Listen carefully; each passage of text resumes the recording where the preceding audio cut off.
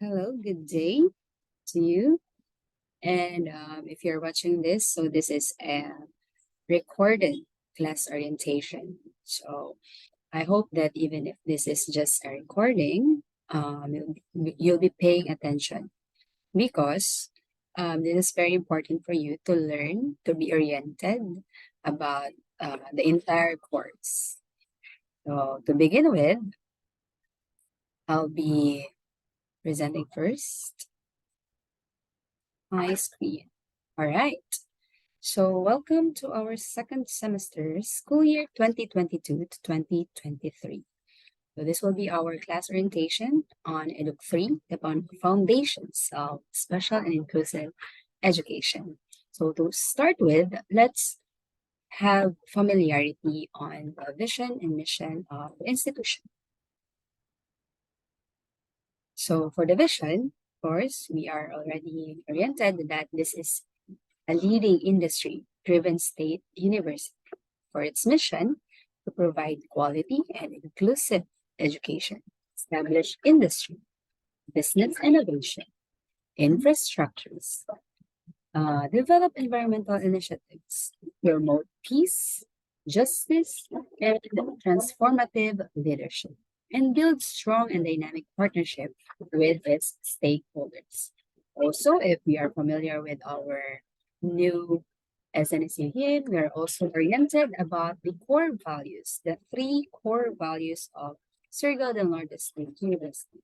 These are integrity, respect, and competence, right? So for the quality policy of the SNSU, it is on providing quality instruction, research, extension programs, and production services to satisfy its customers by responding to their needs and expectations and continually improving its quality management system.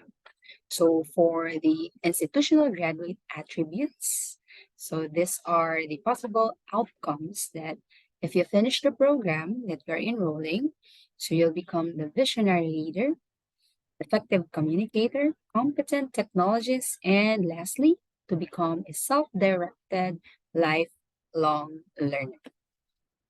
Now, let's talk about the course. So the prerequisite course or prerequisite subject for you before enrolling this Educ 3 is the Educ 1, right? So the course title for Educ 3 is The Foundations of Special and Inclusive Education. So uh, this is a 3-unit course, meaning we are to have for the full duration of this semester, spending 54 hours. So we are expected to meet 3 hours per week. Okay. Now, about the course based on the CHED Memorandum Order or the CMO. So you'll see here in the koan, gikan siya sa CMO, that the Foundation of Special and Inclusive Education is a professional education course. And under siya sa foundation or theories and concepts. Okay? So here, the following are the different orders or order number for offering the Foundation of Special and Inclusive Education. For BEd, that's number 74, series of 2017. For BS Ed programs, that's number 75, series of 2017. The TVET, number 79, series of 2017. And for BPED, that will be number 80, series of 2017. Okay, so we need to be familiar on asa nagikan unsa ang legal base no sa pag-offer sa inina subject. Okay, moving forward. So as to the description of this course, we will be dealing on philosophies, theories, and legal basis of special needs and inclusive education. typical and atypical development of children, learning characteristics of students with special educational needs, such as the gifted and talented, learners with difficulty seeing, learners with difficulty hearing, learners with difficulty communicating, learners with difficulty walking or moving, learners with difficulty remembering and focusing, and lastly, learners with difficulty with self-care. So I guess this is 10 types of students with special educational needs. And also, we will be focusing on the strategies in teaching and managing this type of learners in the regular class. All right, so for an overview of the course topics, so we'll be having 6 chapters all in all, from midterm to finals. So the first 3 will be about introduction to special and inclusive education. So I'll be responsible on doing this, having a lecture on the introduction. And next to that will be the start of identifying the different students with special educational needs. So we will be starting on the gifted and talented learners, followed by the learners with difficulty seeing, hearing, and communicating. So after that, for the first 3, we will be having our midterm exam. And then we will continue for the remaining 3 topics: learners with difficulty walking and moving, learners with difficulty remembering and focusing, learners with difficulty with self-care. So those will be the coverage for our final exam.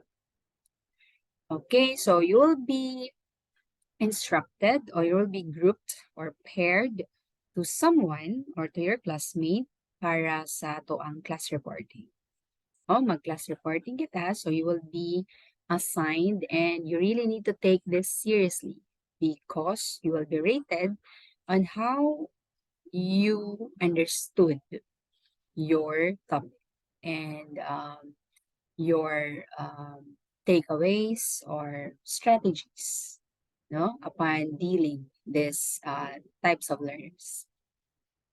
For the course requirements, this will be of course, there are a lot of requirements, but we will be having this as our main na mga requirements. We have infographic for coming from the course outcome and assessment task number 1. We have individualized educational plan for course outcome number 2 and assessment task number 2.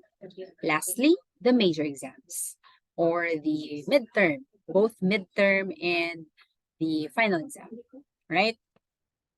So how are we going to evaluate your course or your inputs? So you'll have for your quizzes and for your online outputs, we will be rating at 25% of your grade. For performance task, performance task, so muna siya ang mga reporting, muna siya ang oral recitation. So 35% sila sa inyo ang grade. And lastly, the 40% will be coming from your major examination, the midterm and the finals. Okay, so just a quick recap on your grading system. So here it is.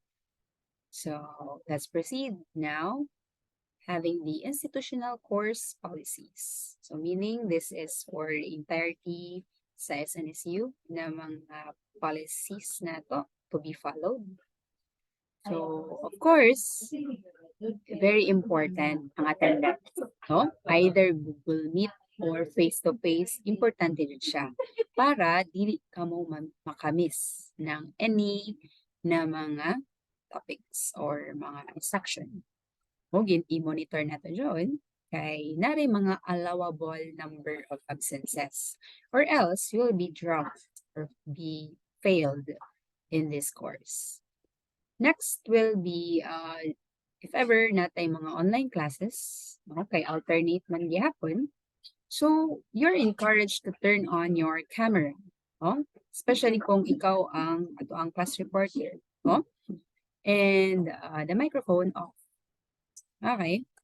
So, next, for the major exam, we will see to it na mo timing ta na face-to-face para less ang or ma-reduce na to ang mga cheating mechanism. Okay?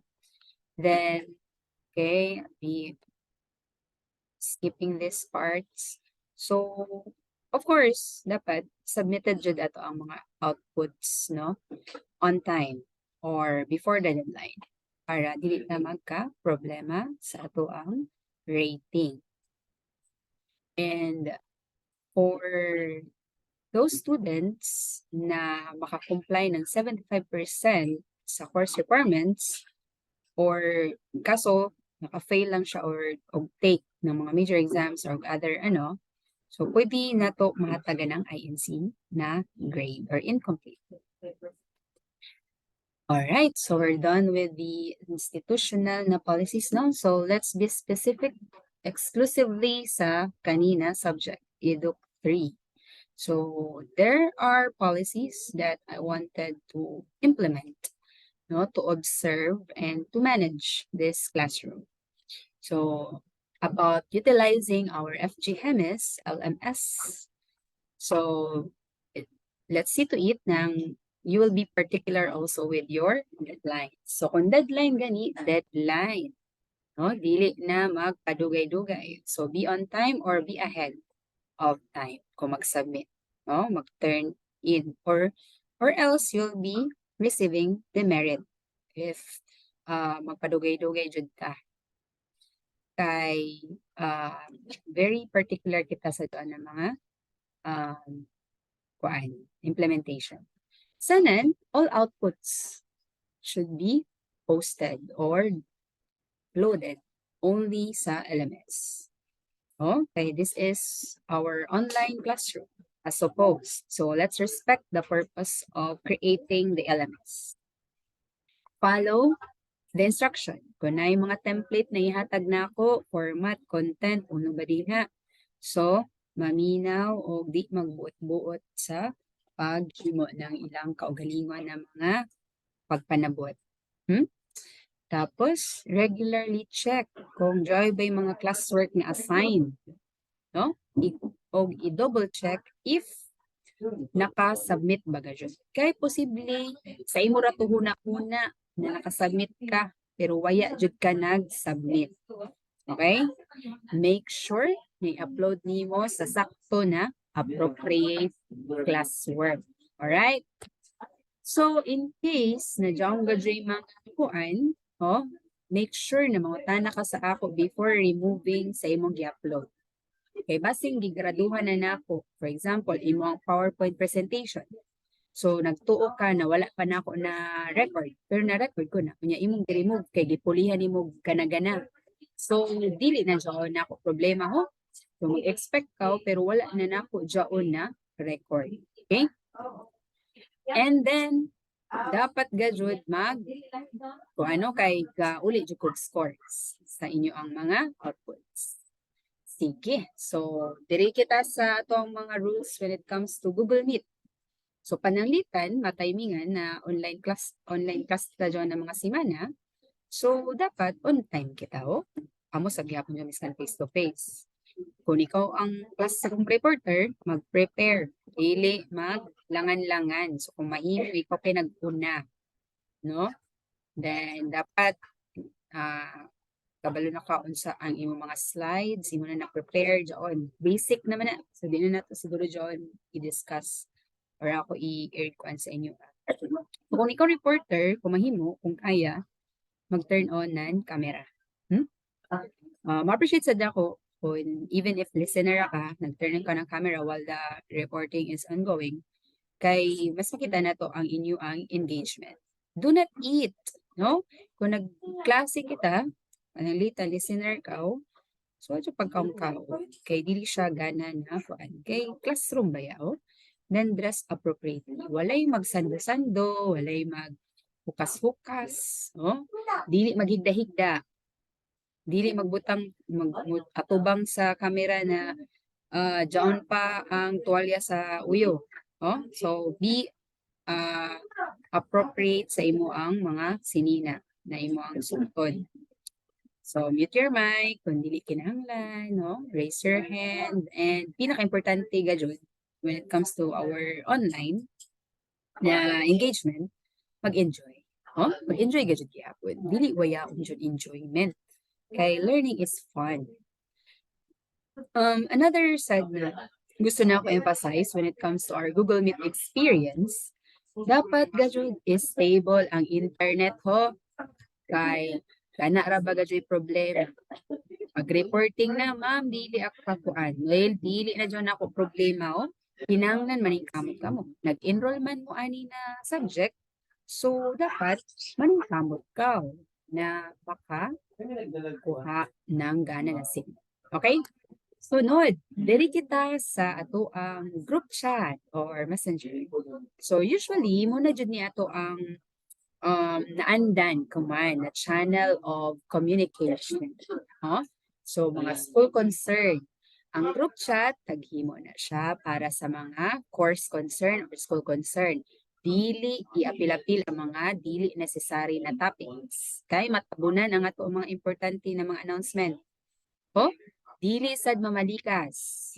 Dili sad use na mga offending na words against your classmates or worst sa ako kung naman gani kay gusto tubagon sa ako ang mga pangutana, no? Ingana siya dapat. Mag-avoid kita na makapasakit kita or makahatag kita ng bad impression, sa ato ang group chat. Sunod, kung namin mga importante na concern, i-mention ako sa GC. Uso naman na, di ba? So, para ma-notice ka. Okay? Kaya base ng imong pangutana po sa uban. Masipog lamang. So, unahi. Kay para matubag para sa tanan. Tapos, ayun sa dayon pag-expect na matubag dayon ka once nag-mention ka. Kay, dili ra ikaw ang estudyante ni ma'am. Dagan po siya ilaing gibuhat or na siya ilaing related tasks. So, maghulat. Pero kung kabayo na i-classmate na kahibayo na, mutubag sa unay pangutana, tubag-arakan. Kay kung nakapaminaw ka sa information. Sunod, isa sa dili na ko ganahan, na practice sa kasagaran mga batan-on kumano or mga estudyante is mag-PM-PM sa teacher. Dili mag-PM-PM mo. Diyaw gani kitay group chat kay di na ka mo mag-send ng inyong concern. So, adyaw ko ing na ma'am, diyaw ko i-PM sa imo dito sa group chat.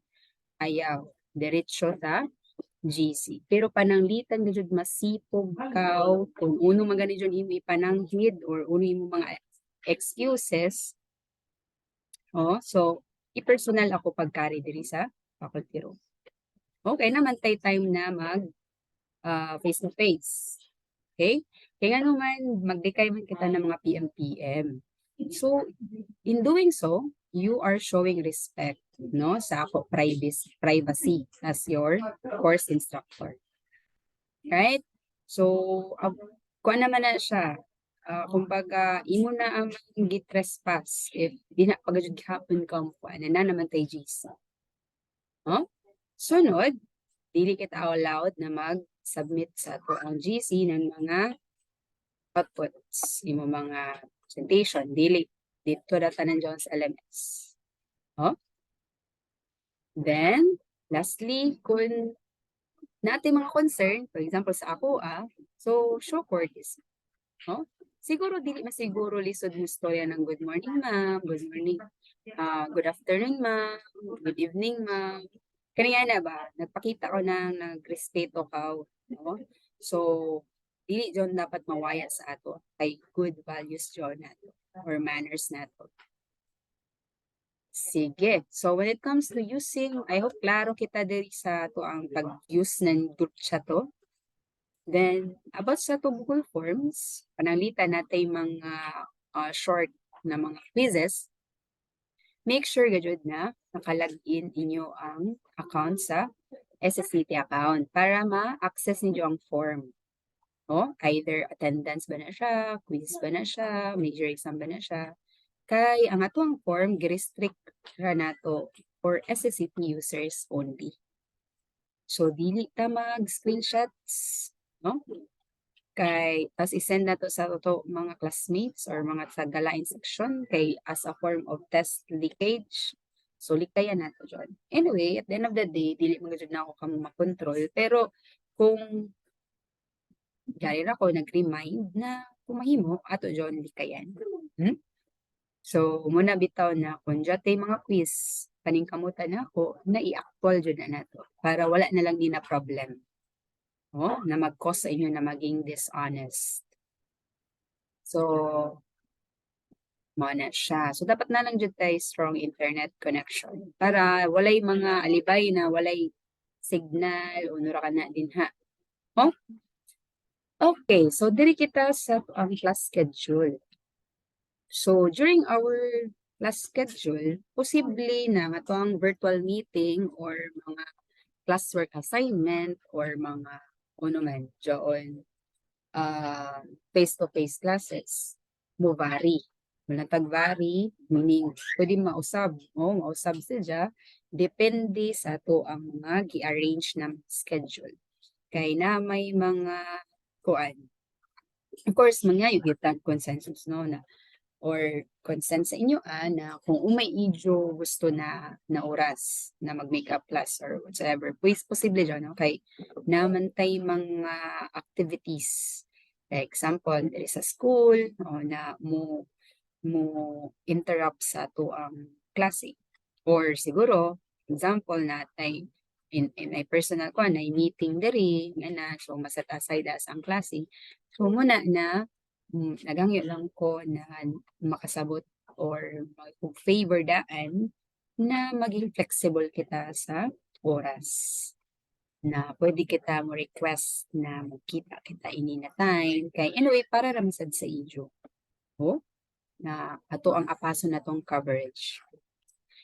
Okay, so if you want to get to know me, so here's the profile.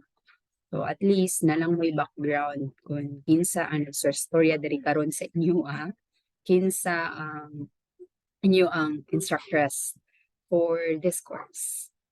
Importante na nakakilaya sad kamo sa inyo ang teacher. So muna. All right. So if you have comments, concerns, problems, questions, and complaints, syempre recorded ra ini so dili ka mo maka-comment dajon. So kung mag-actual na kita, pananglitan na nabili ng mga pangutana sa ijuna-huna, so pwede ra gajud na mangutana ka mo sa ako. Alright? Ha? Okay. So, anyway, welcome back to school for the second semester, school year 2022 to 2023. I'm hoping na for this new semester, mas wiser or wiser na o niya mas motivated. You will take the course seriously. Kung gusto niyo na makatapos kami na program, then buhata ang tanan. Ang mga requirements, ang participations, kana ang importante. Okay? So, I guess that would be all for now. So, that's it. So, see you when kung diyan may gani mga kuan, medyo concern, pwede rin na to dyan islutan sa GC or in person. Okay? See you when I see you. Goodbye.